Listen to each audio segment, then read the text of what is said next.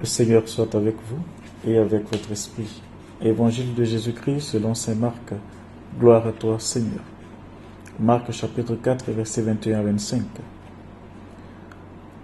En ce temps-là, Jésus disait à la foule, « Est-ce que la lampe est apportée pour être mise sous le boisseau ou sous le lit? N'est-ce pas pour être mise sous le lampadaire? Car rien n'est caché sinon pour être manifesté. Rien n'a été gardé secret sinon pour venir à la clarté. Si quelqu'un a des oreilles pour entendre, qu'il entende. » Il leur disait encore, « Faites attention à ce que vous entendez. La mesure que vous utilisez sera utilisée aussi pour vous, et il vous sera donné encore plus. Car celui qui a, on lui donnera, celui qui n'a pas, on lui enlèvera même ce qu'il a. » Acclamons la parole de Dieu. Louange à toi, Seigneur Jésus. Eh bien, chers frères et sœurs, pour percer le mystère du royaume de Dieu, Jésus utilise divers moyens. Aujourd'hui, l'Évangile nous présente deux paraboles, celle de la lampe et celle de la mesure, avec la même intention. Les paraboles cachent la lumière du royaume aux incroyants, mais la lumière de la vérité finira par être reconnue. Cette lumière, c'est Jésus lui-même qui nous dit « Je suis la lumière du monde. Celui qui me suit ne marchera pas dans les ténèbres, mais aura la lumière de la vie. » Si pour un temps sa parole et sa personne sont voilées à ceux qui ne croient pas, un jour viendra où elles seront si évidentes que leur rejet méritera la condamnation.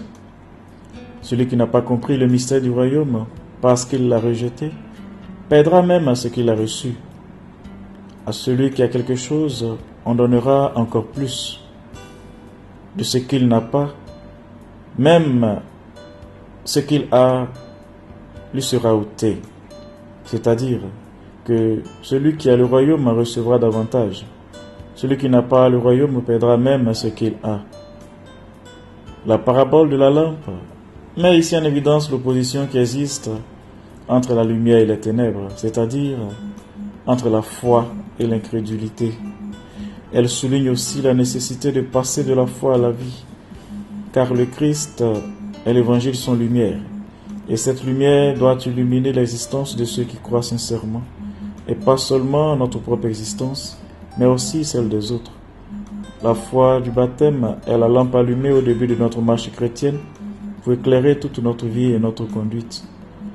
Toute notre vie, nos critères, nos valeurs et notre conduite doivent se conformer à cette lumière du Christ qui nous a éclairés.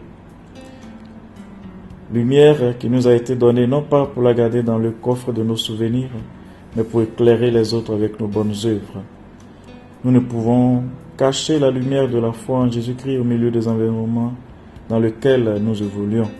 Frères et sœurs, à la suite de Christ, soyons cette boussole qui oriente nos frères.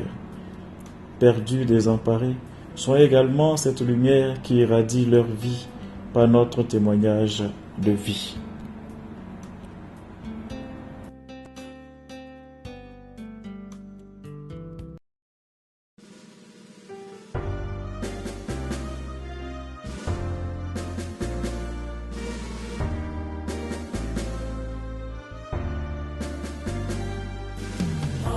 Allez partout, proclamez la bonne nouvelle. Soyez rois à la maison et apôtres dehors. Allez partout, proclamez la bonne nouvelle. Soyez rois à la maison et apôtres